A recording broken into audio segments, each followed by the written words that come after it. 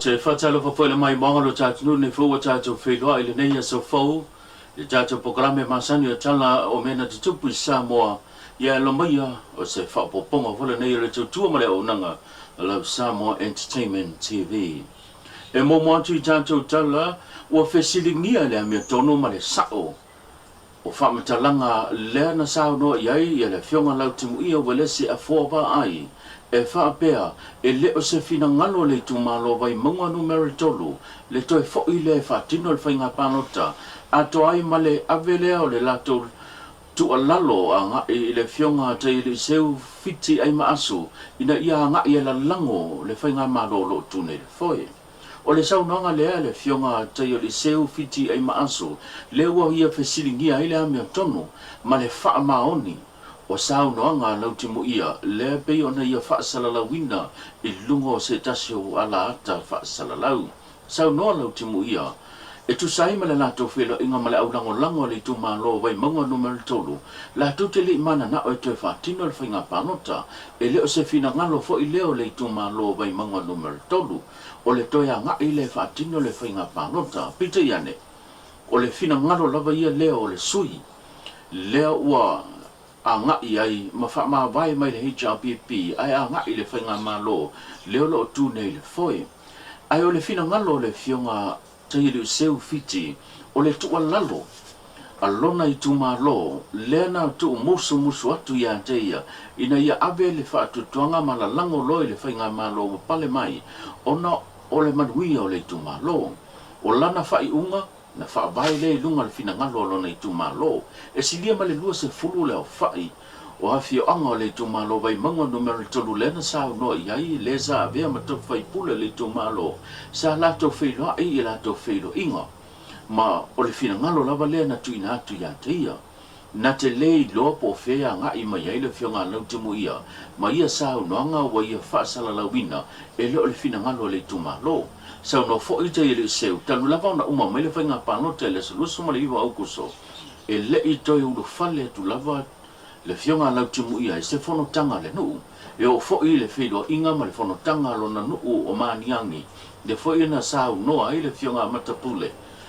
e ta tau na ave lana lango pe a nga I le vanga wha whai o lo tu nei le foe a wasa manuia o le tu malo o le tu alalo le fionga te I le seu a wane I nau le ia ai a vea matulanga e mai mawai le upenga o le mafutanga ma le sootanga whale ainga e wha awa upea ai a wane a vea le nau le palota ma mea matulanga o le a wha leanga ina ai le mafutanga ma wha o ngā ina ai le ngangana e le peti ai pe tau leanga ina ai ma tu ma ina ai le fina ngalo le tu malo Inisi o tātou tala o le onga tonu nei vai aso le sa wha alawi lo ai le wha ilo o le tuto o tasi po le wha manatuina o le ono suma le whanto sanga talo an tuto o tasi le malo Samoa. E se fulu ma le tasi le wha i la tau na talo sanga pita iane o filia e le komite le tuto o tasi a toa I fo ima se fina ngalo le ka peneta se tasi o li I tolu suma le whanto sanga mai le fio anga o sali moa mautua li I o ia le swafa ia Jack o lafo ia Lena ia tu sia ina ma manuina se tasio ata le ua wha whiriwhiria ma avea ma wha ilo o le ono suma whato sanga o le whionga le sui palemia mo le pola anorosa ale moli o lena sao noa I le sao ninga tāua se awili ringa lene. O le au te lenga le whailonga o whaamtalaina I whapea mua o le wholaunga Samoa o loo atangia I le la o le waa o loo mamanuina I lano o le tanga vai ma fetu e lima. O loo tai ala ina le malanga Samoa I le nei ono sfulfatau sanga e ala I le taita inga mana a le atua o loo whaavai ai le tātou malo tutotas. O lano ua whaonga ina o loo atangi ai lano o le tātou tanga vai le fua o le sa o le tonga o Samoa. O le tānoa I putau ava, fue mal to'o. O lo a fifi ai le whaatau ina, o tū ma nganu o Samoa. O mamanu o lo whaonga ina I te tono numera ono ma le numera wha. O lo o atangi ai whaatu funganga, ma to mai ese Samoa. o na whaiva lofia ao, e tūlanga e se aisi o tātou atunu. Langona lava fia. E le so vi inga mono ni tangata. Ar vi inga na va foi ni tata mata se siri ese. Haftai foi mo fi fili no ni tangata. Ta tonu sa tamu fai lava ni se ne yuso mini mafin. O e sa tawa o tere fa pe na o te man mahalo. Ta tonu man mara o mai te matosa fa tonu awa ile atu langa.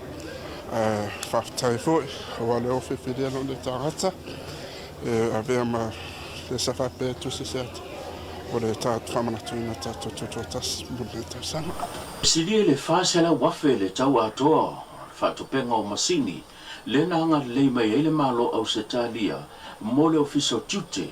e whaonga ina lea le au whaingaruanga e tunumita ia ele tūlanga le ofi mai, e le ngata o maa i le tātou wafu, e whapel whatinonga le lātou tute, o le tunumita ia leo tūlanga o tua oi whaavāle malo, leo wa tele na whaonga ina le au sori tūla whono, e whauru whale mai tūlanga o whalau whasaina. O le fionga le minista, Masina Lupe Makesi, lea sa sau noa, i le tūlanga, e tusahi ma le sau ninga na tau au ina ai, le nei fōa i taua. Te lea leo ngā o nei, a meso poro klame nei, ia mo lewa amata o na whaailoa fo i maua silafia fo ele, mamalo le tato atunu. Lewa iei le ngā luenga fsoaswani, ia mese lava le sa ilia. E o pui ngā lava mo alu mwhanau. Wa e leo se mele leila a fia o alu mwhanau. Tūlanga i o meo aisa me whapena. Lala leo wa whama ite ail tūlanga lea. Ina ia so swani. E maisa o tupulanga lalva oa se tatou watunu. To ia foi le matanga wenga so fo malolo ina le tūlanga so soni. Mai le ka le sia. Mamona, po le ka le sia lo pa iyo aso e ngata ai. Leo na latu tau au ina se tasio ta vale fau lava po le van e whaonga ina lea ele mtanga ruenga se fua marolo ina mo le whaatino ina leo le latu o unanga o le siaki ina leo o loa po nifo e whaatino inga ruenga o loa whapena ana whaanga solo ia fio anga manu i tua e le ngata i lea foi foha i tā ua ai o se tasi fo o ngā ruenga wa pine mai le na whaatupe ai e le kalesia le toi whaale leia atoa le se taso mauta o lo whaonga ina e le matanga ruenga ma leo whainga ruenga i whaatino ele nato o unanga e le tango fia le tūlanga o neifu so soni pita iane e le o tumba lava le whasanga fōwa i pea e le e kalesia o le so soni i te leo matanga ruenga e mese lava le matanga ruenga o soifua maloloina o le fionga i le swimming star le matanga ruenga soifua maloloina le fionga motu pua Seve Henry Pali Authority le ana sao noe whaapetia le kalesia e tusai mo la lato a au maa fola ma le fsosoni ma e te lia ma le stadi sapaya po le mtanga luenga o se fua maraloina le nei foa i taua. Ma le tatou tala muli muli o le whaafita ule lo fia ngai nei ma se tasio o nanga le vaenga o le se fua maraloina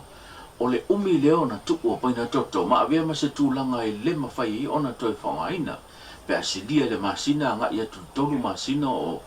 tatia po teu ia le paina toto o le a le mawhai ona toi anga waa mo le whangaina e se mo mia o le tū leo wa te talo mai ai ia le mtanga luenga te wala mai le fionga le sui Faton Sili